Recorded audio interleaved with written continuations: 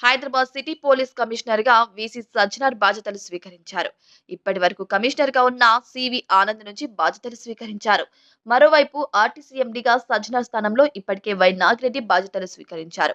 ఈ సందర్భంగా సజ్జనార్ మాట్లాడుతూ ఆర్టీసీకి 4 ఏళ్లు సేవలు అందించడం సంతృప్తినిచ్చిందని, సమిష్టి కృషితో సంస్థలో వినూత్న కార్యక్రమాలు చేపట్టి విజయవంతం చేశామని సజ్జనార్ అన్నారు.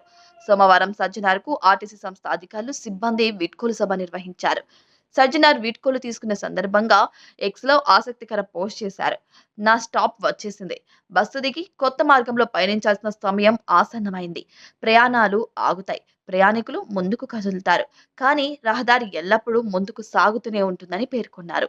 అంతకు ముందు హైదరాబాద్ నగరంలో శాంతి భద్రతల నిర్వహణకు గట్టిగా కృషి చేస్తామని ప్రకటించారు. హైదరాబాద్ లో సైబర్ నేరాలు, ఆర్థిక మోసాలను అరికట్టడం తన ప్రధాన లక్ష్యమని స్పష్టం చేశారు. ముఖ్యంగా రౌడీ షీటర్ల అరాచకాలపై ఉక్కుపాదం మోపుతామని, వారు ఎవరైనా గీత దాటితే వారిపై పీడీ యాక్ట్లు నమోదు చేసి కఠిన చర్యలు తీసుకుంటామని సజ్జనార్ హెచ్చరించడం జరిగింది.